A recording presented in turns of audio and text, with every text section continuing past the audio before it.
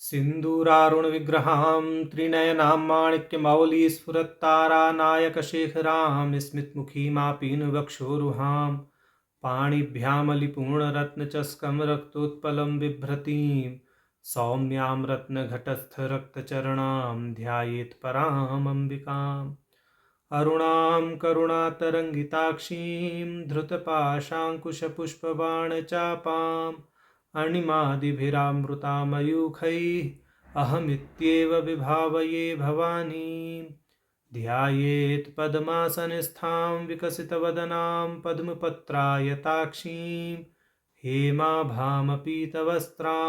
करकलितलसद्येम पद्माम्बराङ्गीं सर्वालङ्कारयुक्तां सततमभयदां भक्तनम्रां भवानीं श्रीविद्यां शान्तमूर्तिं सकलसुरनुतां सर्वसम्पत्प्रदात्रीं नारायणी नमोस्तुते।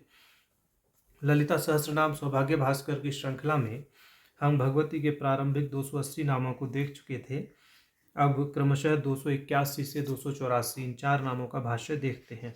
तो इन 4 नामों का पाठ है उन्मेष निमिषोत्पन्न विपन्न भुवनावली सहस्र शीर्ष वदना सहस्राक्षी सहस्रपात। तो इन 4 नामों का भाष्य भास्कर राय जी क्या करते हैं वह देखते हैं। 281वां नाम उन्मेष निमिषोत्पन्न विपन्न भुवनावली यह है, जिसका साधारण अर्थ होता है जिनके नेत्रों के उन्मेष निमेष से जो समस्त ब्रह्मांड हैं वह सृष्ट और नष्ट हो जाते हैं, ऐसा इसका साधारण भाव है। अब यहाँ प्रश्न यह उठेगा कि देवताओं के पलक तो प्राय झपकते नहीं है, तो फिर किस दृष्टि से यहाँ पर उन्होंने उन्मेष निमेष पद का प्रयोग किया? किन्होंने? हयग्रीव भगवान ने। जो मूल है ललिता सहस्र नाम का, तो वहाँ उन्मेष निमेष पद जो आया है भगवती के नयनों को लेकर के, तो उन्मेष निमेष पद को किस दृष्टि से संतुष्ट किया जाए, किस दृष्टि से समझा जाए, तो उसको समझाने की दृष्टि से भास्कर राय जी भाष्य करेंगे। तो कहते हैं उन्मेष निमेषौ नेत्र विकास संकोचौ ताभ्याम एव क्रमणोत्पन्ना विपन्नाश्च सृष्टानश्चाश्च भुवनानां ब्रह्मांडानां अवल्यः पंक्तयोः यस्यास्तथा। तो ये तो साधारण अर्थ हो गया, जिनके नेत्रों की उन्मेष निमेष से ही ब्रह्मांडों की जो अवली है, ब्रह्मांडों की जो रेखाएं हैं, माने जो ब्रह्मांड हैं, अनंत ब्रह्मांड सर्जित हो जाते हैं और नष्ट हो जाते हैं। अब आगे कहेंगे, इस बात को ही प्रश्न उठाते हैं भास्कर राय जी, और उस प्रश्न को जो है संतुष्ट भी करेंगे उत्तर दे करके। देव्या अनिमिषत्वे अपि प्राणी कर्म वशेन तयोः उत्पत्ति संभवात्, कि जो भगवती हैं उनके वस्तुतः नेत्रों में किसी भी प्रकार का उन्मेष निमेष नहीं होता, लेकिन जो प्राणी हैं, प्राणियों के जो संचित कर्म हैं या प्राणियों के जो कर्म हैं, उन कर्मों का ही आलंबन लेकर के भगवती उन्हें उन कर्मों के भोग के लिए अन्य अन्य योनियों में भेजती हैं, और कर्म भोग के अनंतर, प्रारब्ध भोग के अनंतर जीवों का नाश होता है, उनके शरीर का नाश होता है। इस दृष्टि से यहाँ पर इन्होंने कहा भास्कर राय जी ने। अब कहते हैं इच्छा मात्रे तात्पर्यात्। बोले यहाँ उन्मेष निमेष जो पद है वह उससे इच्छा ही समझना चाहिए, माने भगवती की इच्छा से ही और जीवों के कर्म के आधार पर इस सृष्टि की रचना होती है, जगत की रचना होती है, ब्रह्मांड की रचना होती है, ऐसा तात्पर्य है। अब ये इच्छा मात्रे तात्पर्यात्, यहाँ पर जो उन्मेष निमेष पद को इच्छा पद से कह रहे हैं, तो उसके लिए अब भास्कर राय जी प्रमाण देते हैं। तदुक्तम आज्ञा अवतारे, कि आज्ञा अवतार नामक ग्रंथ में कहा गया है इच्छा एव जगत सर्वम निगिरत्युदगिरत्यपि इति, इच्छा मात्रम प्रभु सृष्टि इतिश्च। तो कहते हैं कि आज्ञा अवतार ग्रंथ में कहा गया है कि परमात्मा की इच्छा से, भगवती की इच्छा से, उनकी लेश मात्र इच्छा से ही समस्त ब्रह्मांडों की उत्पत्ति होती है और उनका संहार भी हो जाता है। अब कहते हैं कालिदासेनापि उक्तम, कालिदास ने भी कहा है, चिदगगन चंद्रिका एक ग्रंथ है कालिदास जी का, संभवतः यह वहाँ की उक्ति है, यह हमारा अनुमान है।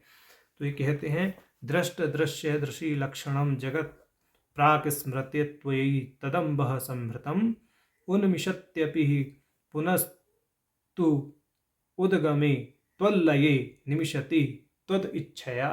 यहाँ भी इच्छा की बात कर दी कि हे भगवती, ये जो ब्रह्मांड है, इस ब्रह्मांड में जो भी मुनि ऋषि व्यक्त और अव्यक्त जीव आते हैं, सृष्टि के पूर्व आप में ही रहते हैं और आपकी इच्छा से ही ब्रह्मांड का बनना और बिगड़ना चलता रहता है। ऐसा ये कालिदास जी का वचन है। अब आगे महार्थ मंजरी का वचन उद्धृत करते हैं।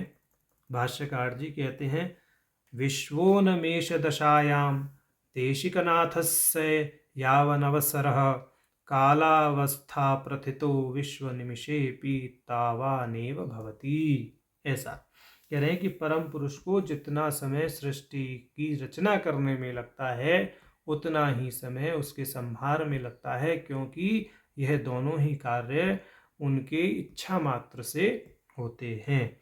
तो इस दृष्टि से उन्मेष निमिषोत्पन्न विपन्न भोगनावली इस नाम में यह बताया गया है, सार संक्षेप में बोल रहे हैं कि भगवती की इच्छा मात्र से इस जगत की और जगत में जो जीव हैं उनकी सृष्टि होती है और जीवों का जो सर्जन है वह उनके कर्मों को आधार बनाकर किया जाता है। जब जीवों के कर्मों का भोग पूर्ण हो जाता है या प्रारब्ध जब उनका भोग लिया जाता है उनके द्वारा, तो भगवती की इच्छा से ही उनकी समृद्धि भी हो जाती है। ऐसा तो जो इस जगत की अपनी इच्छा मात्र से सृष्टि और विनाश करने में सक्षम है, उन भगवती का नाम है उन्मेष निमिषोत्पन्न विपन्न भुवनावली। ऐसा यहाँ भुवनावली शब्द जो है वह एक विशेष प्रयोजन से प्रयुक्त है, जिसका व्याख्यान 4 नामों का विवेचन करने के बाद में करेंगे। अब 282वां नाम है सहस्र शीर्ष वदना। तो जिनके हजारों शीर्ष हैं, हजारों मुख हैं, उनका नाम है सहस्र शीर्ष वदना। तो अब इस पर भाष्यकार जी क्या भाष्य करते हैं वह देखते हैं। कहते हैं, सहस्र शीर्षा पुरुषा सहस्राक्ष सहस्रपाद इति श्रुतौ सहस्र शब्दो अनंत परा। कि सहस्र शीर्ष वदना यह जो श्रुति है पुरुष सूक्त में है, तो यहाँ पर जो सहस्र शब्द है उसका अर्थ अनंत है। माने जो सहस्र शब्द है वो अनंत का सूचक है। शीर्ष शब्दों मुख आदि उपलक्षणम, और जो शीर्ष पद है वह मुख आदि का उपलक्षण है। लिंगम त्वविवक्षितम। अब कह रहे हैं ये श्रीमद् भगवत गीता का एक प्रमाण प्रस्तुत करते हैं 13वें अध्याय का 13वां श्लोक। सर्वतः पाणिपादम तत्सर्वतो अक्षिशिरोमुखम सर्वतः श्रुतिमल्लोके सर्वमावृतः तिष्ठति। कि वो जो परम पुरुष है वह ज्ञेय वस्तु सब ओर से हाथ पैरों से युक्त है, सब ओर से नेत्र, सिर और मुख से युक्त होकर, सब ओर से कर्ण युक्त होकर संसार में सबको व्याप्त करके स्थित है। इस प्रकार से उस अचिंत्य शक्ति का यहाँ पर वर्णन किया गया है, उस व्यापक सत्ता का यहाँ वर्णन किया गया है। तो इस सहस्र शीर्ष वदना जो नाम है यह स्पष्ट रूप से यह प्रदर्शित कर रहा है कि वह जो अचिंत्य शक्ति है जो सर्वत्र व्याप्त है, वह सब प्राणियों की प्रवृत्तियों द्वारा, माने उनके हाथ पैर मुख आदि जो उपाधियां हैं उनके द्वारा समस्त व्यवहार में समर्थ होकर के स्थित है।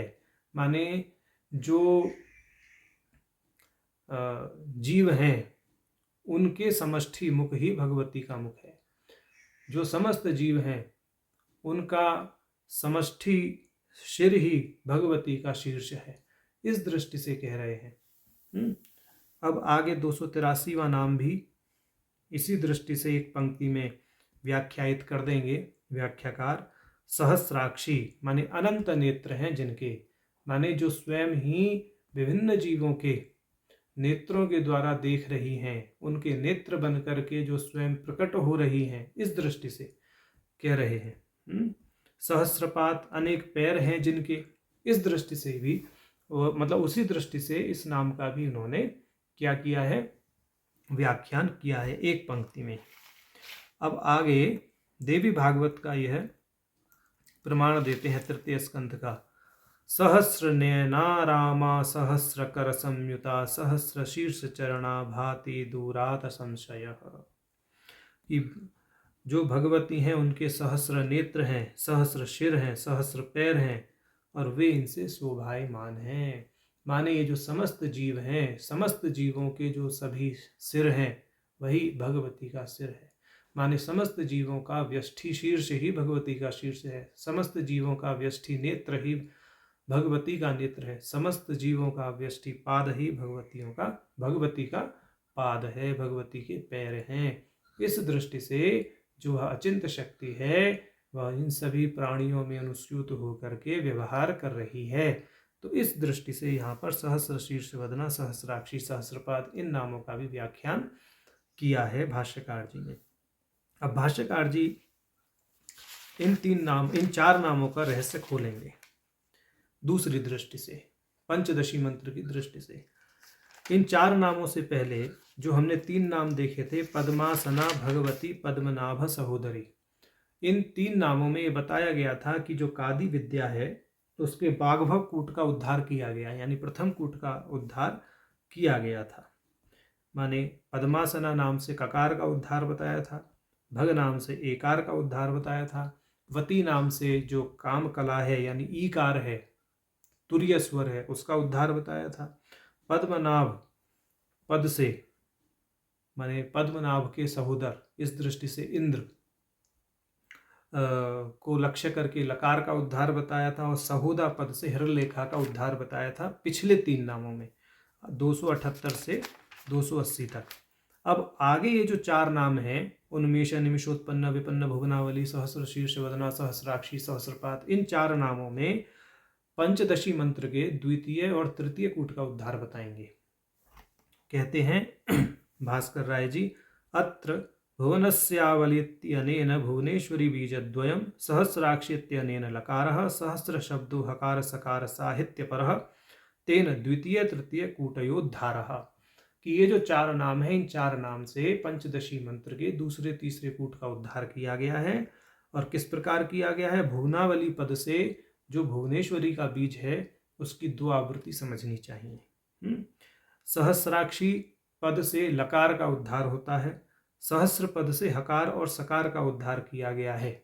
माने इस दृष्टि से प्रारंभिक 3 नामों में और इन 4 नामों में, इन कुल 7 नामों में पंचदशी मंत्र में प्रयुक्त समस्त बीजों का उद्धार बता दिया।